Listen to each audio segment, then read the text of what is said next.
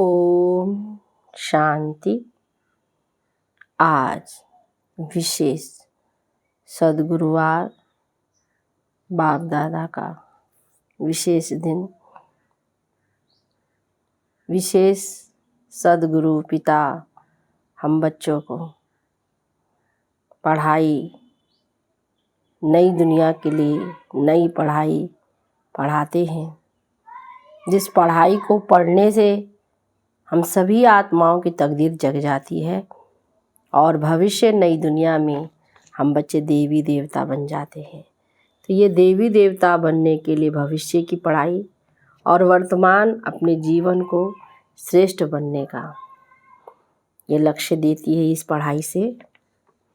तो अभी बाप हम बच्चों के सम्मुख आए हैं और हम बच्चों को प्रतिज्ञा कराते हैं। ये विशेष रूप से बाबा हम बच्चों से क्या प्रतिज्ञा कराते हैं? पवित्र बनना और इस भारत को पवित्र बनाना। इस कार्य में हमें पूरा मददगार बनना है। इसीलिए अपने तन मन धन को बाबा के इस कार्य में समर्पित करना है, सेवा में लगाना है, तभी हम आए अपार सुख का अनुभव कर सकेंगे।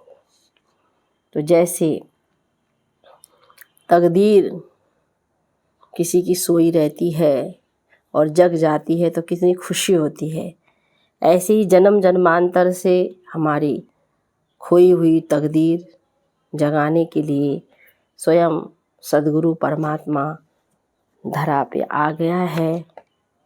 हम अपने कार्य से, अपनी सेवाओं से, अपने कर्म से बाबा को विशेष रूप से हर एक आत्मा को संदेश दे सके, इसी के लिए बाबा हम बच्चों को समझाने देते हैं। तो आज हम सुन रहे हैं 20/4/2023 के साकार बाबा के सद्गुरु बाबा के महावाक्यों में बाबा बोले, मीठे बच्चे, बाप तुम्हें ये पढ़ाई जो पढ़ा रहे हैं यही उनकी कृपा है। तुम तकदीर जगाकर आए हो भविष्य नई दुनिया में देवी देवता बनने। प्रश्न में बच्चों ने बाप के सम्मुख कौन सी प्रतिज्ञा की है? उत्तर में तुमने प्रतिज्ञा की है बाबा, आप आए हो भारत को स्वर्ग बनाने। हम आपकी श्रीमत पर चल भारत को स्वर्ग बनाने में आपकी मददगार बनेंगे। पवित्र बन भारत को पवित्र बनाएंगे। गीत है तकदीर जगाकर आई हो। ओम शांति। बच्चों ने गीत की लाइन सुनी। यह स्कूल अथवा यूनिवर्सिटी है।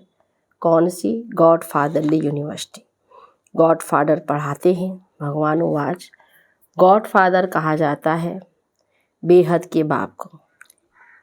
लौकिक फादर को गॉड नहीं कहेंगे, एक गॉड को ही सब मनुष्य मात्र गॉड फादर कहते हैं।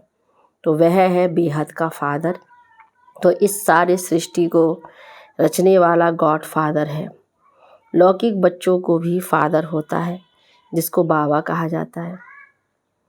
यह है बेहद का पारलौकिक बाप। लौकिक बाबा तो यहाँ बहुत है, हर एक को अपने बच्चे होते हैं। तो बेहद के बाप से ज़रूर कोई वर्षा मिलना चाहिए। यहाँ तुम तकदीर बनाकर आए हो बाप से बेहद सुख का वर्षा लेने। यहाँ कौन पढ़ाते हैं? भगवान वाच। वहाँ मनुष्य बैरिस्टरी, इंजीनियरिंग, डॉक्टरी आदि पढ़ाते हैं। यहाँ तो बेहद का बाप आकर पढ़ाते हैं। तो तुम यहाँ तकदीर बनाकर आए हो, तुमको मनुष्य से देवता बनाया जाता है। तुम जानते हो भारत में ही देवी देवताओं का राज्य होता है। भारत ही प्राचीन पुराने से पुराना खंड है। 5 मुख्य खंड है। तो पहला नंबर है भारत। जब भारतवासी भारत खंड नई दुनिया में थे तो देवी देवता राज्य करते थे। लक्ष्मी नारायण का राज्य था, तब यह भारत नया था। सिर्फ भारत खंड ही था उस समय, और कोई धर्म नहीं था। देवी देवताएं पवित्र थे, यथा राजा रानी लक्ष्मी नारायण पवित्र थे। तो भारत बहुत धनवान था, हीरे तुल्य था। अब तो भारत बहुत कंगाल है, कौड़ी तुल्य है। स्वर्ग में लड़ाई झगड़ा कुछ भी नहीं था, वाइसलेस भारत था। इस समय जबकि कलयुग है तो भारत अपवित्र है। कितना दुख है। अब इस भारत को फिर से स्वर्ग कौन बनाते हैं? बाप समझाते हैं, तुम तकदीर जगाकर आए हो मनुष्य से देवता बनने, जो बेहद का बाप ही बनाते हैं। मनुष्य कोई सद्गति नहीं दे सकते। पतित मनुष्य किसको पावन बना नहीं सकते। स्वर्ग में कभी ऐसे नहीं कहेंगे कि पतित पावन आओ, क्योंकि वहाँ सब पवित्र थे। भारत सदा सुखी था, फिर से भारत को सदा सुखी बनाना बाप का ही काम है। भारत शिवालय था। परमपिता परमात्मा को शिव कहा जाता है। उसकी जयंती भारत में मनाते हैं। शिव परमात्मा जो सबका बाप है, वही आकर सबको दुख से छुड़ाते हैं। उस बाप को सब भूले हुए हैं। शांति दाता सुखदाता वह एक ही बाप है। भारत स्वर्ग था। पवित्र थे तो शांति भी थी, तो सुख भी था। प्योरिटी पीस पासपर्टी थी। सन्यासी भी भारत को मदद देने के लिए सन्यास करते हैं कि पवित्रता की ताकत मिले। सभी विकारी मनुष्य जाकर उनको माथा टेकते हैं। सन्यासी पवित्रता की मदद से भारत को थामते हैं। भारत जैसा सुखी पवित्र खंड कोई होता नहीं। ऊंचे ते ऊंचा भारत खंड ही गाया जाता है। फिर से भारत को नया बाप ही बनाते हैं। कोई भी मनुष्य को मनोवान नहीं कहा जा सकता, ना सब में ईश्वर है, परंतु सब में 5 शैतान है। बाबा कहते ईश्वर नहीं बैठा, लेकिन 5 शैतान है। इन 5 विकारों को मिलाकर रावण कहा जाता है। इस समय रावण का राज्य है। सभी विकारी पतित हैं। सतयुग में पवित्र गृहस्थ धर्म था। संपूर्ण निर्विकारी थे। भारत में देवी देवता राज्य करते थे। अब ड्रामा अनुसार फिर भारत पुराना बना है। नई जो सृष्टि सो पुरानी जरूर बनेगी। भारत में एक वर्ल्ड ऑलमाइटी अथॉरिटी का राज्य था। उनको स्वर्ग कहा जाता है। जो स्थापन करता है बेहद का बाबा इन माताओं द्वारा।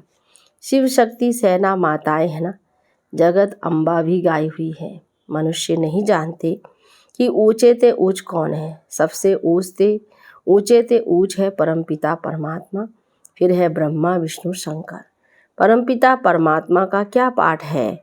वे आकर भारत को पतित से पावन बनाते हैं। ब्रह्मा द्वारा पावन दुनिया की स्थापना करते हैं।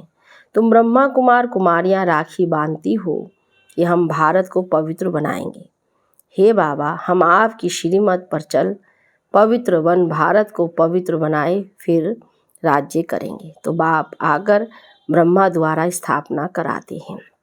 ब्रह्मा प्रजापिता सबका बाप है। जगत अम्बा है सबकी माता। भारतवासी गाते हैं, तो मात पिता हम बालक तेरे। बाप स्वयं आकर पढ़ाते हैं, यही कृपा करते हैं, जिससे हम भविष्य में बहुत सुख देखेंगे। यहाँ तो बहुत दुख है, इसलिए इनको नर्क कहा जाता है। डीटी वर्ल्ड सोफे डिवेल वर्ल्ड बनती है। डीटी वर्ल्ड में दूसरा कोई खंड नहीं रहता है। बाबा कहते जब देवी देवता दुनिया होती है तो और कोई दुनिया खंड नहीं। बेहद का बाप ही आकर बच्चों को बेहद वर्ल्ड की हिस्ट्री ज्योग्राफी समझाते हैं, जो और कोई समझा ना सके। तुम बच्चे बेहद के बाप से प्रतिज्ञा करते हो, हे बाबा आप आए हो भारत को स्वर्ग बनाने। हम श्रीमत पर चल भारत को स्वर्ग अथवा श्रेष्ठ बनाए, फिर उन पर राज्य करेंगे। इसको राजयोग की शिक्षा कहा जाता है। सन्यासियों का है हठ योग। घरबार छोड़ देते हैं। तुमको छोड़ना नहीं है, इस पुरानी दुनिया को भूलना है। तुम अब नई दुनिया में जाने वाले हो। बाप अभी गाइड बनकर आए हैं। वह है लिबरेटर, सबको दुखों से छुड़ाने वाला। शिव बाबा का भारत है बर्थ प्लेस। सोमनाथ का मंदिर भी यहाँ है। मनुष्य ये भूल गए हैं कि भारत बड़ा तीर्थ है। सभी मनुष्यों का बाप जो सुख शांति देते हैं, उनका बर्थ प्लेस है। सबको भारत में आकर शिव के मंदिर में शिव को नमन करना चाहिए।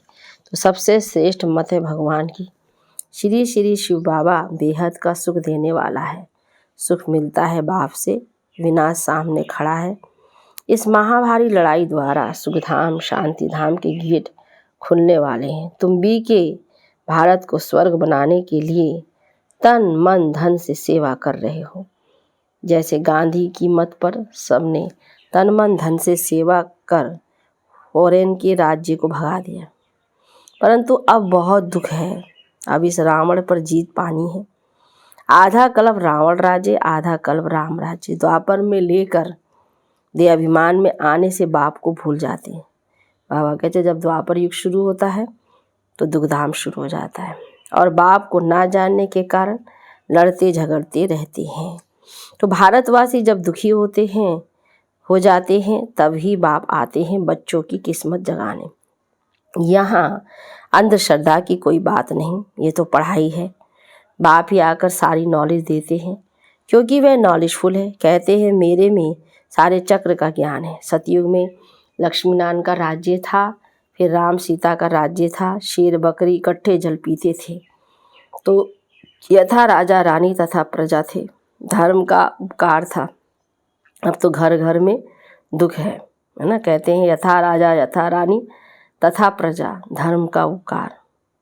बाप आकर सभी को सुखी बनाते हैं। तुम भारत माता शक्ति सेना हो, ये मंदिर तुम्हारा है। अब तुम राजयोग में बैठे हो।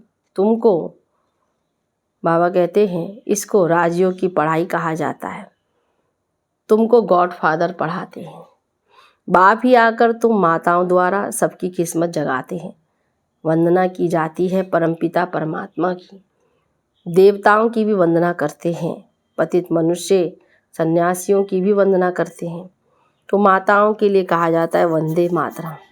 तो माताओं द्वारा ही भारत स्वर्ग बनता है। पवित्रता बगैर सुख मिल नहीं सकता। जो बाप का बनेंगे, बाप को याद करेंगे और संग तोड़ एक संग जोड़ेंगे, वही शिव बाबा के पास चले जाएंगे। भारत में ही बाप अवतार लेते हैं। तुम कितने दुखी थे, कितने बच्चे आए हैं यहाँ सुख पाने के लिए। तुम सबकी रूहानी सोशल सर्विस करते हो। तुम हो गुप्त सेना जो रावण पर जीत पाकर स्वर्ग के मालिक बनते हो।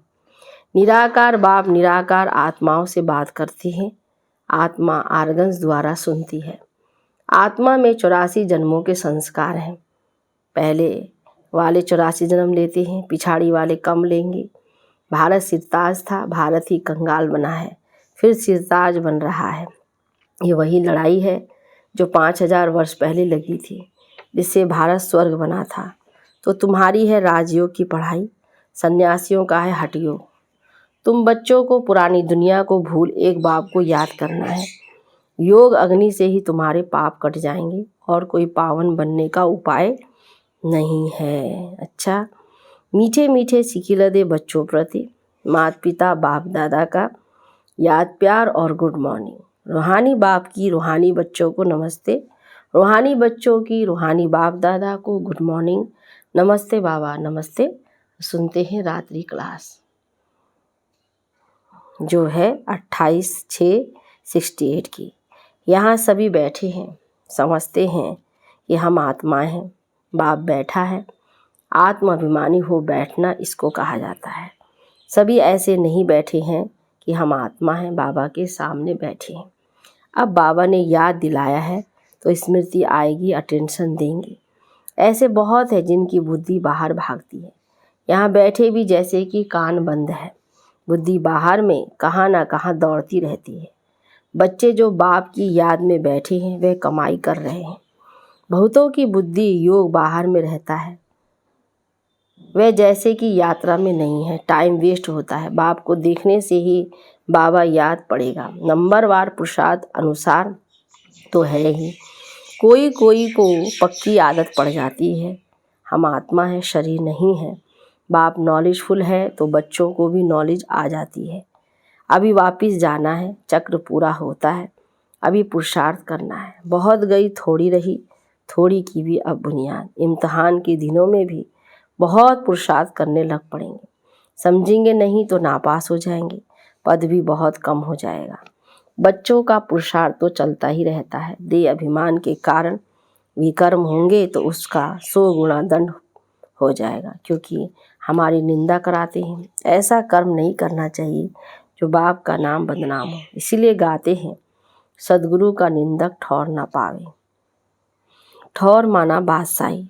पढ़ाने वाला भी बाप है और कहाँ भी सत्संग में एम ऑब्जेक्ट नहीं है। यह है हमारा राजयोग। और कोई ऐसे मुख से कुछ कह ना सके कि हम राजयोग सिखलाते हैं। वहाँ तो समझते हैं शांति में ही सुख है, वहाँ तो न दुख न सुख की बात है, शांति ही शांति है। फिर समझा जाता है इनकी तकदीर में कम है। सभी से तकदीर ऊंची उनकी है जो पहले से पाठ बजाते हैं। वहाँ उनको ये ज्ञान नहीं रहता, वहाँ संकल्प भी नहीं चलेगा। बच्चे जानते हैं हम अभी अवतार लेते हैं, भिन्न भिन्न नाम रूप में आते हैं। ये ड्रामा है ना, हम आत्मा शरीर धारण कर इसमें पाठ बजाती हैं। ये सारा राज बाप बैठ समझाते हैं। तुम बच्चों को अंदर में अतीन्द्रिय सुख रहता है, अंदर में खुशी रहती है। कहेंगे ये देही अभिमानी है। बाप समझाते भी हैं, तुम स्टूडेंट हो, जानते हो हम देवता स्वर्ग के मालिक बनने वाले हैं। सिर्फ देवता भी नहीं, हम विश्व के मालिक बनने वाले हैं। ये अवस्था स्थायी तब रहेगी जब कर्मातीत अवस्था होगी। ड्रामा प्लान अनुसार होनी है जरूर। तुम समझते हो हम ईश्वरीय परिवार में हैं, स्वर्ग की बादशाही मिलनी है जरूर। जो सर्विस बहुत करेंगे उनको उच्च पद मिलेगा, हम कम पद पाएंगे ये अंदर में रहेगा। जो जास्ती सर्विस करते हैं, बहुतों का कल्याण करते हैं तो ज़रूर उच्च पद मिलेगा। बाबा ने समझाया है ये योग की बैठक यहाँ ही हो सकती है, बाहर सेंटर पर ऐसे नहीं हो सकती है। 4 बजे आना, निष्ठा में बैठना वहाँ कैसे हो सकता है? नहीं, सेंटर में रहने वाले भल बैठे, बाहर वाले को भूले चुके भी कहना नहीं है। समय ऐसा नहीं है, ये यहाँ ठीक है, घर में ही बैठे हैं। वहाँ तो बाहर से आना पड़ता है, यह सिर्फ यहाँ के लिए। बाबा कहते मधुबन के लिए। बुद्धि में ज्ञान धारण होना चाहिए। हम आत्मा हैं, उनका ये अकाल तख्त है, ये आदत पड़ जानी चाहिए। हम भाई भाई हैं, भाई से हम बात करते हैं। अपने को आत्मा समझ बाप को याद करो तो विकर्म विनाश हो जाए। अच्छा, मीठे मीठे रूहानी बच्चों को रूहानी बाप व दादा का याद प्यार, गुड नाइट और नमस्ते। अच्छा, धारणा के लिए मुख्य सार में पहली पॉइंट, अपने तन मन धन से रूहानी सोशल सेवा करनी है। रावण पर जीत पाकर भारत को स्वर्ग बनाना है। दूसरा, अपार सुख पाने के लिए पवित्रता की प्रतिज्ञा कर और सब संग तोड़ एक बाप की याद में रहना है। वरदान में स्वयं को बेहद की स्टेज पर समझ सदा श्रेष्ठ पाठ बजाने वाले हीरो पाठधारी भव। विस्तार, आप सब विश्व के शोकेस में रहने वाले शोपीस हो। बेहद की अनेक आत्माओं के बीच बड़े से बड़ी स्टेज पर हो।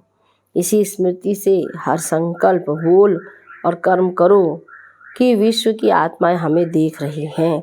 इससे हर पाठ श्रेष्ठ होगा और हीरो पाठधारी बन जाएंगे। सभी आप निमित्त आत्माओं से प्राप्ति की भावना रखते हैं तो सदा दाता के बच्चे देते रहो और सर्व की आशाएं पूर्ण करते रहो। स्लोगन में सत्यता की शक्ति पास हो तो खुशी और शक्ति प्राप्त होती रहेगी। अच्छा, ओम शांति, ओम शांति, ओम शांति।